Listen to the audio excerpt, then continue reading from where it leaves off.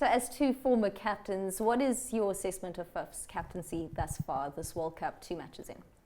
Yeah, I think challenging-wise, I think first game I thought it was pretty good to restrict England to 3-11, particularly after the start they had, and some of the batsmen got going. I think tactically he did well to get his side to restrict them to that score. And then he, with the bat in the other game, he's been really good. In the second game, I thought it was a bit of a struggle for him because obviously losing Lungi is never easy. Having to turn to your part-timers, asking them to do the job that you want to. And then, you know, from a bowling perspective, you always look at last few overs. It's been a different game plan for a long period of time for South Africa now. It's gone away from what was always our bread and butter of Yorkers and trying to get them to hit down the ground. They've gone with the short pitch strategy. So when it doesn't work, as a fast bowler, we're always thinking, I'm not convinced about what they tried there. But it has worked in other games in years gone by. So I won't be too critical of that. So yeah, I can't find too many faults. I think he's obviously tried his best. I think he's been more let down by what's gone on around him.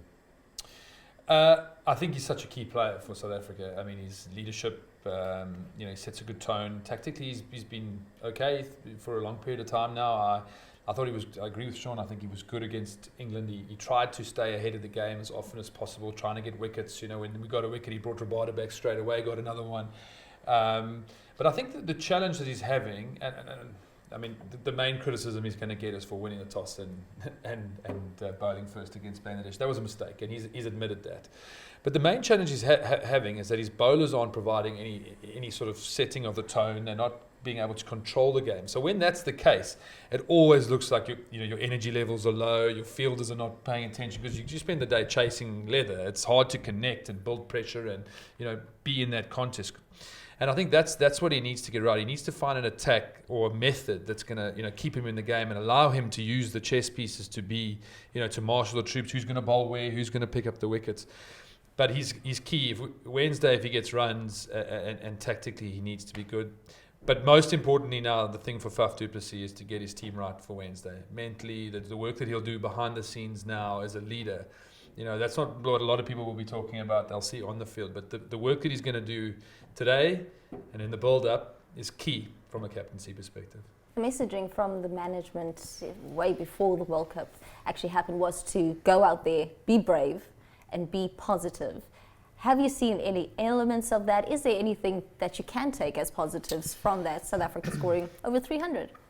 I've been quite frustrated watching, to be honest with you. There are a few elements in the build-up that worried me. I mean, I think a number of players that hadn't played a lot of cricket. Yes, there were some that were in the IPL and played, but there were a lot of players coming off injuries or, you know, very limited amount of cricket coming into the World Cup. So we knew we were going to have, you know, games come thick and fast, important games, you know, three big games in the first 7 days.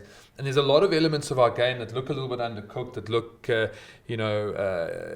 challenged. I mean, I think for Lungi to pick up another injury now is a worrying trend and something that needs to be looked at. Yeah, if I think back to Shaun and I in that we were at Bristol for that warm-up game against the West Indies, where it rained in the first period, but then the sun came out. And the story is that both teams didn't want to play. And if anyone needed to even get 20 overs, 25 overs of work in with both bat and ball, it was us. You know, you look at our batting, and there's a lot of guys that are playing for places in many ways. You know, the informed guys are probably de Kock and du Plessis, who are secure in their places. The middle order is very little cricket.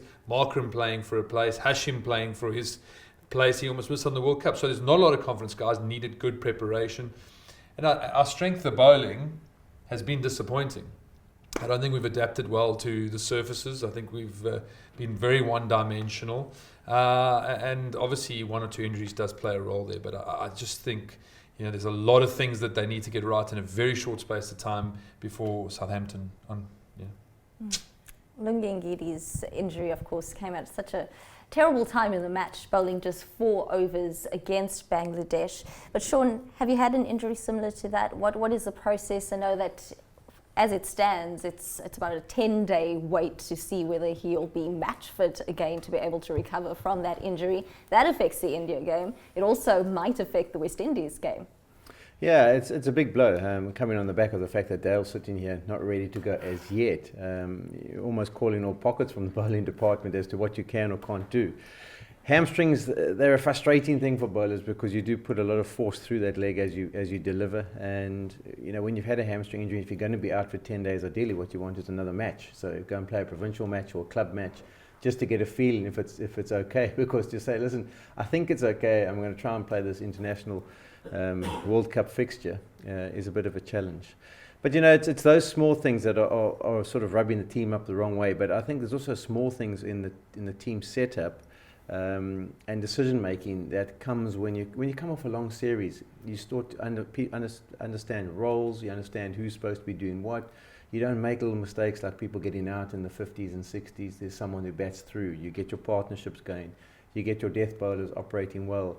And that's where, in this pressure situation, we haven't been able to get those things right. And we're a team and a unit that can get together and can get all those things right. But they have to somehow regroup as quickly as possible, because India's tournament's only just starting and we're already into our third game. You lose that, it's almost a near impossibility to try and come back.